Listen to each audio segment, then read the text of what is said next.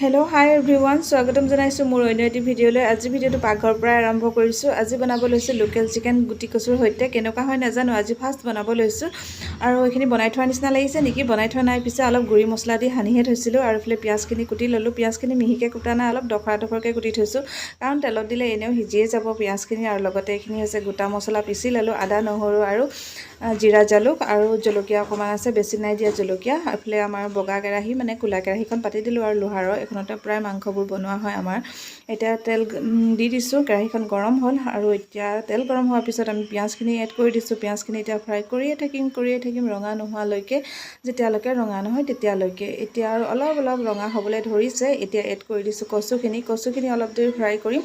কচুখিনি ফ্ৰাই কৰাৰ পিছতে এতিয়া মই মাংসখিনি ইয়াত এড কৰি দিম। মাংসখিনিত মই হালধি আৰু গুড়ি মছলা পিঁয়াজ এনেকৈ সানিয়ে থৈছিলোঁ। এতিয়া কচুৰ সৈতে অকণমান ফ্ৰাই কৰিম মাংসখিনি। তাৰপিছত অলপ সময় ফ্ৰাই কৰাৰ পিছতে আকৌ ঢাকোন লগাই থৈ দিম, অকণমান সিজিবলৈ দিম তেলতে। আকৌ অকণমান দেৰি পিছত চাইছোঁ লাগি ধৰিছে নেকি। আকৌ গেছৰ ফ্লেমটো পিছে কমাই থৈছোঁ দেই, গেছ বঢ়াই থোৱা নাই, পিছে কমাই থৈছোঁ। লাগি ধৰিব পাৰি, ক'ব নোৱাৰিতো। পিছে লগা নাই বাৰু, তেল ওলাই আছে, আপোনালোকে ধৰিব পাৰিছে। এতিয়া মই ইয়াতে মোৰ গুড়ি মছলা যিখিনি মই পিচি থৈছিলোঁ সেইখিনি এড কৰি দিম। গুটি কচুৰ সৈতে আজি ফাৰ্ষ্ট মই বনাইছোঁ এনেকৈ লোকেল চিকেন। আৰু মই চিকেনৰ সোৱাদটো নাজানো, কাৰণ মই চিকেন নাখাওঁ, সেইটো কাৰণে কেনেকুৱা হয় সেইটো নাজানো। নিজৰ আন্দাজ মতে আৰু মই বনাই আছোঁ। এতিয়া খোৱালোকে জানিব, আৰু যদি আপোনালোকে খাইছে এনেকৈ তেতিয়া আপোনালোকে জানিব ইয়াৰ টেষ্টটো কেনেকুৱা হয়, কিমান ভাল হয়। মইতো নাজানো বাৰু, ক'বও নোৱাৰিম ইয়াৰ সোৱাদ ভাল হৈছে নে বেয়া হৈছে, কাৰণ মই বনাব লাগে বনাইছোঁ। আৰু কেনেকুৱা হয় নাজানো, আৰু খোৱালোকেহে গম পাব ইয়াৰ সোৱাদটো কেনেকুৱা হৈছে কচুৰ সৈতে মুৰ্গী মাংস।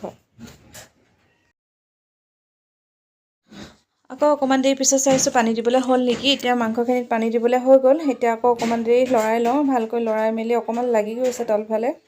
এতিয়া মই ইয়াতে জোখমতে পানী দি দিম। পানী দিয়াৰ পিছত আৰু অকণমান উতলিবলৈ থোৱাৰ পিছত মাংসখিনি ধুনীয়াকৈ সিজি যাব। আৰু আপোনালোকে চাই থাকক ভিডিঅ'টো শেষলৈকে। জোখমতে পানী দিলোঁ। এতিয়া ঢাকোন লগাই থৈ দিম অলপ সময় মাংসখিনি সিজিবৰ কাৰণে। শেষত এয়া কচু আৰু মাংস ধুনীয়াকৈ সিজি গ'ল। আমাৰ ৰেডি হৈ গ'ল লোকেল চিকেন কচুৰ সৈতে, আৰু খাব পৰা হৈ গ'ল। আৰু এতিয়া নমাই দিম। আৰু এইফালে আমাৰ ভাতো ৰেডি হৈ আছে। এইফালে কুকাৰত ভাত ৰেডি হৈ আছে, গৰম গৰম ভাত আৰু কচুৰ সৈতে লোকেল চিকেন। সোৱাদ টেষ্টিয়ে হ'ব চাগে, আৰু খোৱালোকেহে জানিব দেই। আৰু এইফালে ভাত ৰেডি হৈ গ'ল, আৰু লগতে ইয়াত চিকেন মই ৰেডি কৰি দিছোঁ ধুনীয়াকৈ। আৰু খোৱালোকে খাব আৰু মজাকৈ, আৰু নহয় জানো। আৰু লগতে ভিডিঅ'টো চাই কেনেকুৱা পালে কমেণ্ট এটা কৰি জনাব কিন্তু দেই। আৰু ইমানটা সামৰণি মাৰিছোঁ, আৰু ভিডিঅ'টো আকৌ লগ পাম পুনৰ এটি নতুন ভিডিঅ'ৰ সৈতে। আৰু যদি ভিডিঅ'টো চাই ভাল পালে লাইক কৰিব, কমেণ্ট কৰিব আৰু শ্বেয়াৰ কৰি দিব। আৰু লগতে নতুন কোনোবাই যদি চাই আছে প্লিজ মোৰ চেনেলটো ছাবস্ক্ৰাইব কৰি দিব। আজিলৈ আহোঁ তেন্তে, পুনৰ লগ পাম মোৰ অন্য এটা ভিডিঅ'ৰ সৈতে।